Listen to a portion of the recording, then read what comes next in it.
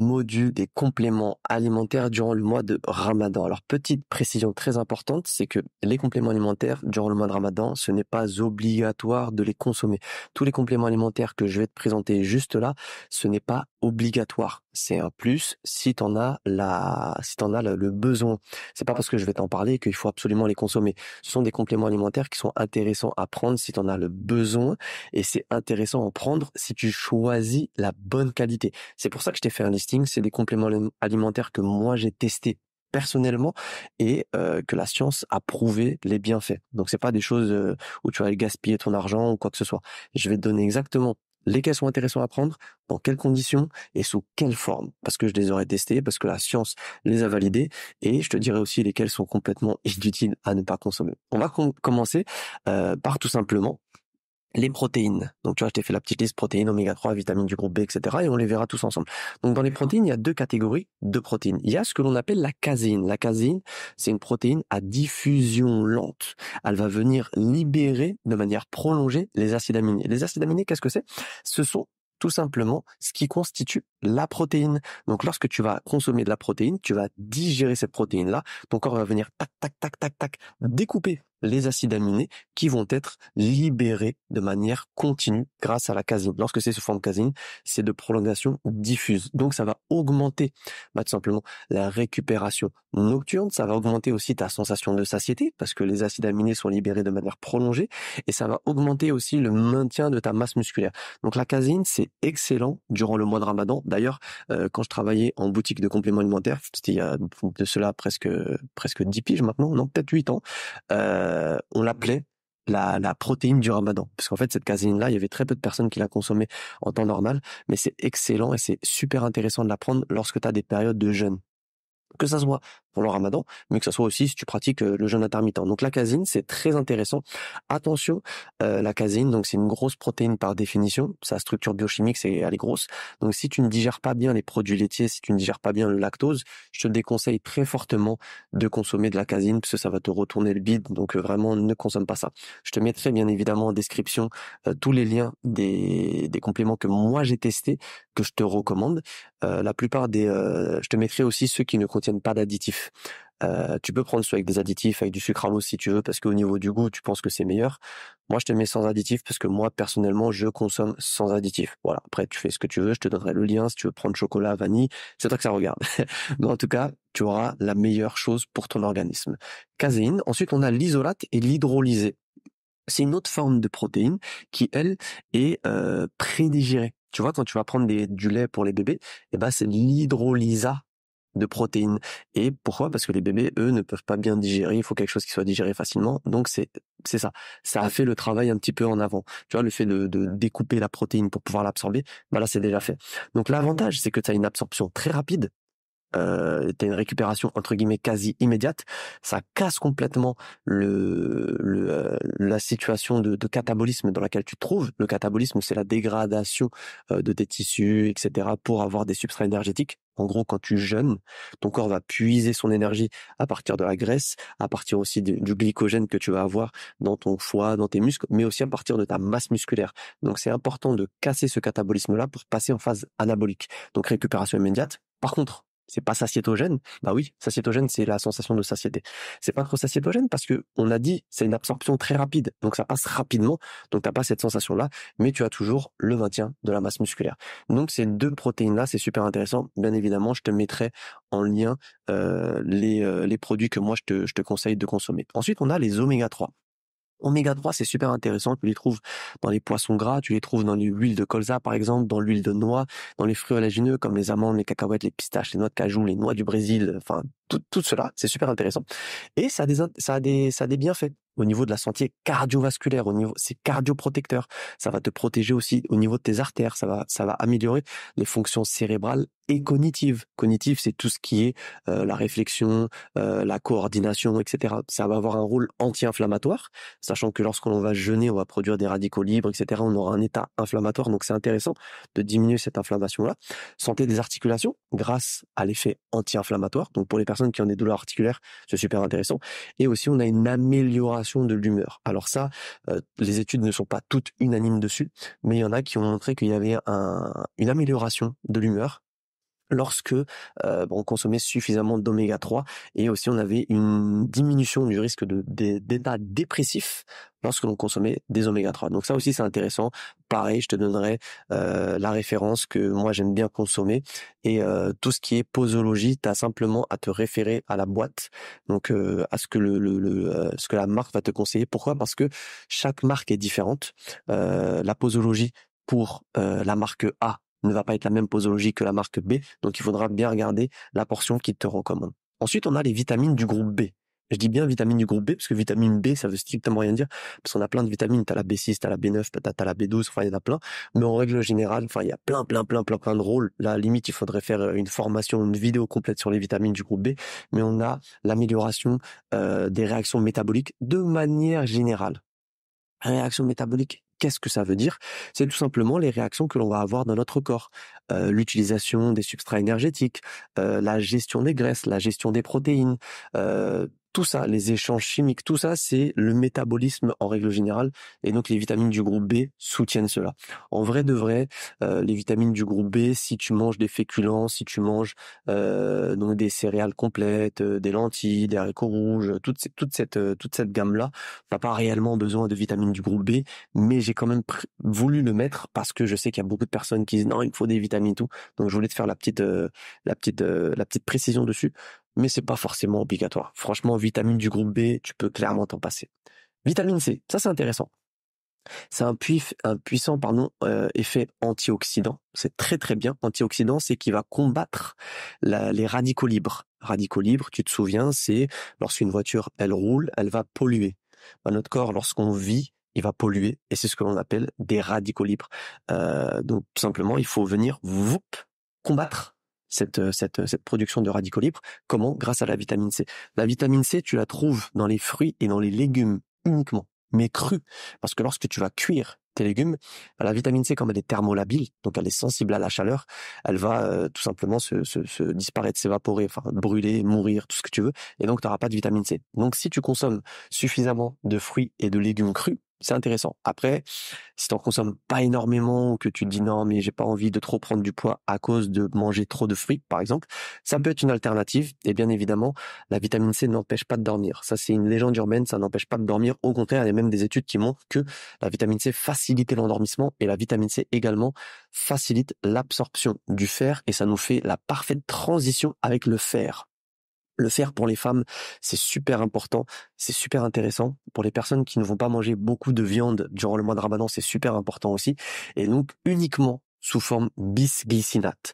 Il y a une marque, on n'en parlera pas parce que sinon on peut avoir des problèmes avec les lobbies pharmaceutiques. No, my friend, qui va te donner sous forme d'oxyde de fer, sous forme de sulfate aussi ferreux. C'est très mauvais. Ça te fait C'est pour ça que quand on te donne ce médicament-là à base de fer, on te donne aussi des choses qui t'empêchent d'avoir mal au ventre.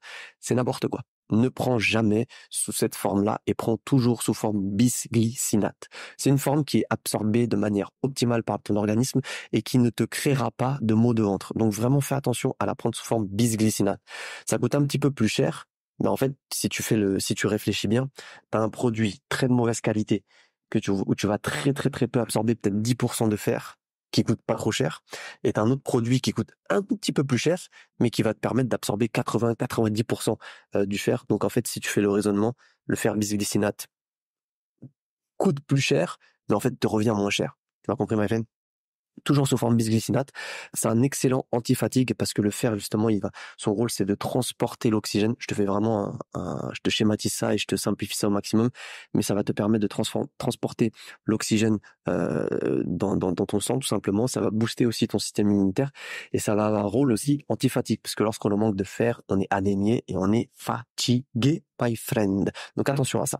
Mais toujours sous forme bisglycinate. Mais encore une fois, je te mettrai le lien juste en dessous. Le magnésium, s'il te plaît, pas de magnésium marin. Le magnésium marin, ça sert à rien. Le magnésium marin ne sert à rien, pourtant il est vendu comme des petits pains. Pourquoi? Parce qu'en fait, il coûte que dalle. Le magnésium marin ne coûte rien à produire. Sauf qu'il est très peu absorbé par ton organisme. Par contre, la forme bisglycinate, encore une fois, la forme bisglycinate, elle est super bien absorbée et je me rends compte que je t'ai même pas mis les rôles, donc je vais te l'ajouter juste là. Les rôles, ça va être hop, anti-fatigue, relaxant, Ça va te servir à quoi? Relaxant, myo-relaxant, et ça va être, en fait, quand je te dis relaxant, c'est bon. Quand je te dis relaxant, c'est relaxant au niveau de tes muscles, au niveau de, tu sais, de toutes tes tensions, mais ça va être aussi relaxant au niveau cérébral. Tu sais, c'est un calmant, c'est calme, ça te repose. Donc c'est vraiment intéressant. C'est pas quelque chose qui va te shooter ou quoi que ce soit, mais c'est quelque chose qui est vraiment relaxant. Ça va te mettre bien. Tu fais descendre la pression. C'est super intéressant. Surtout que le magnésium, on le retrouve dans les fruits, dans les légumes, mais on le retrouve aussi dans l'hydratation. Et du coup, comme on jeûne, on ne boit pas pendant 15-16 heures. Ça dépend de où tu te trouves en France ou peut-être à l'étranger. Et ben c'est intéressant de prendre du magnésium, mais toujours sous forme bisglycinate. Toujours, toujours, toujours, toujours. On en vient maintenant aux deux derniers. Le chrome. Le chrome, il y a beaucoup de personnes qui connaissent le chrome, notamment pour son action sur la sensibilité à l'insuline. Ce qui veut dire que lorsque je vais consommer du chrome lors de mon repas le plus gros, ça va augmenter ma sensibilité à l'insuline, ce qui veut dire que mon organisme, pour avoir les mêmes effets de la gestion de la glycémie, il aura besoin de produire moins d'insuline que si je n'avais pas de chrome. Ce qui veut dire que si je produis, je dis vraiment une valeur comme ça, 10 unités d'insuline, et ben lorsque je vais prendre du chrome, c'est comme si peut-être j'en avais produit 20. Donc j'aurais pas besoin de produire beaucoup d'insuline. Mon corps il va dire ah, il y a une très très grande sensibilité à l'insuline, donc j'ai pas besoin de produire beaucoup d'insuline. Je peux en produire, au lieu d'en produire 10, ben je peux en produire que 5. Et en fait, le fait d'avoir cette sensibilité à l'insuline qui est augmentée, ça va tout simplement diminuer ta production d'insuline, et donc ça va te diminuer les pics d'insuline. Là, tu commences à comprendre, ah ouais, pic d'insuline diminué. Et donc c'est très bien pour la gestion de ta glycémie. C'est très bien pour éviter aussi la prise de poids. J'ai mis meilleure gestion du poids parce que ça va t'éviter justement de produire trop d'insuline. Et on sait que l'insuline, c'est une hormone lipogénèse, donc qui favorise la création et la synthétisation, le stockage sous forme de gras, sous forme de lipides, donc d'acides gras et donc de triglycérides. Donc c'est une très bonne chose. Ça va augmenter aussi ta satiété. Bah oui, si tu as une meilleure gestion de ta glycémie, tu auras une meilleure gestion de la satiété. Et donc, sous forme uniquement picolinate. Il y en a d'autres sous forme sulfate de chrome, ou c'est pas bon. C'est ce minéral-là, le chrome, il faut le prendre sous forme picolinate. Picolinate de chrome, c'est le plus efficace, c'est le plus biodisponible, c'est le meilleur à consommer. Mais bien évidemment, je te mettrai le lien qui pour le commander directement juste en dessous. Comme ça, t'auras pas besoin de te casser la tête à dire ouais, attends, lequel? T'inquiète pas, my friend, tout sera là. La dernière catégorie, c'est pas réellement des compléments alimentaires, mais je voulais en parler. C'est les infusions, les thés, les matés, etc. Alors tout est bon. Dans les infusions, dans le thé, dans le maté, tout est bon. Les infusions, c'est bon, les plantes, c'est bon, tout est bon. Par contre, attention à la liste des ingrédients. Parce que si tu prends une infusion et que dedans, tu vas retrouver, je sais pas, du sucre, mais ils vont pas te mettre sucre. Comme je disais dans le challenge de Detox Sucre, ils vont te dire maltodextrine, peut-être ils vont te mettre du dextrose, enfin tout ça, c'est mauvais. Donc, tu regardes la liste des ingrédients. Pareil, il ne faut pas qu'il y ait d'additifs, pas de conservateurs, pas d'édulcorants dedans. C'est ça, c'est mauvais. Donc attention à la liste des ingrédients. À partir du moment où la liste des ingrédients elle est bonne, donc tu retrouves que du végétal, que des plantes, bah tout est bon.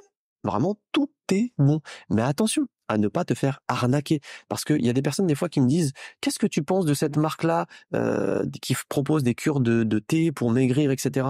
Et je regarde le packaging et je me dis ah bah c'est intéressant, c'est pas mal, tu vois, c'est des bonnes choses. Il y a de la verveine, il y a du fenouil, enfin c'est des bonnes choses. Sauf que quand je regarde le prix, la cure elle coûte 60 € les 30 jours. C'est hors de prix, c'est un truc de ouf. Donc il ne faut pas prendre ce genre de produit-là. Et ça c'est mon chat qui passe derrière. Faut pas prendre ce genre de produit-là et te ruiner. Donc attention à ne pas te faire arnaquer et payer ça une fortune. Tu peux regarder le prix au kilo par exemple pour avoir une estimation. Et ceux du commerce, ils peuvent être très bien. Du fenouil, c'est du fenouil. C'est pas parce que la marque t'a dit perte de poids, machin, gestion de digestion, etc., que ça sera meilleur qu'une boîte où c'est marqué juste fenouil. Non, ça s'appelle du marketing. Donc la boîte qui coûte, je sais pas, 5 € et l'autre qui coûte 35, la différence, c'est juste le marketing. Donc attention à ne pas te faire avoir là-dessus. Sinon, les infusions, thé, maté, c'est génial. C'est génial. Moi, ce que j'ai fait, c'est que j'ai diminué ma consommation de café, petit aparté. J'ai remplacé ça par de l'haricots. L'haricots, c'est 33% de café, des fibres, et donc dedans on va avoir du magnésium, on va avoir du fer, donc c'est génial. Tu peux remplacer ça par du thé, tu peux remplacer ça par du maté, c'est génial. Et je te mettrai aussi si j'ai un lien dessus. Mais pour résumer, en vrai de vrai, tous ces compléments alimentaires là, sont intéressants à prendre. Ça veut pas dire que c'est une obligation de les choisir, ça veut pas dire que si tu ne les consommes pas, c'est mauvais, mais tout simplement, si tu souhaites prendre des compléments alimentaires durant le mois de Ramadan, dans ce cas-là, ceux-là sont intéressants et la forme de ces compléments alimentaires-là sont intéressants même en dehors du mois de Ramadan. Ça veut dire que si tu te dis, bah, je veux consommer de la protéine en dehors du mois de Ramadan, bah, dans ce cas-là, tu pourras consommer aussi la protéine que moi je t'ai conseillée sous cette forme-là, même en dehors du mois de Ramadan, bien évidemment. Ce module-là, c'est un module bonus du programme Ramadan. Donc, si toi, tu as déjà ce programme-là, tu le vois dans ton espace membre, mais je le partagerai également sur YouTube de manière gratuite pour que les personnes puissent en profiter pleinement. Comme ça profite au maximum de personnes. Si tu fais partie de ces personnes-là qui me regardent sur YouTube ou qui me regardent ailleurs et que tu regardes pas à travers le programme Ramadan, sache que c'est possible de commander ton programme Ramadan si tu veux avoir vraiment tout de A à Z, être accompagné avec les menus pendant 30 jours, la liste des courses, les quantités adaptées à toi, si t'es un homme, si t'es une femme, si t'es sportif, sportive. Si tu veux pas manger du riz, bah il y a toutes les équivalences au niveau des fruits, au niveau des légumes. Il y a 60 recettes, il y a plein d'autres modules où dedans je t'explique vraiment comment faire pour passer un bon mois de Ramadan. Il est au prix symbolique de 10 euros, dont une partie est reversée pour la construction de puits. Donc si tu souhaites le prendre et nous rejoindre, et bah t'as juste à cliquer sur le lien qui s'affichera quelque part en dessous et nous rejoindre. Nous, depuis 5 ans déjà, on est plus de 6700 personnes à l'avoir suivi. Et si tu veux venir, bah, ça fera peut-être 6701 personnes à l'heure où je tourne cette vidéo. Voilà, my friend, n'hésite pas si tu as des questions juste en dessous. Et moi, je te mets le lien de tous les produits également juste en dessous.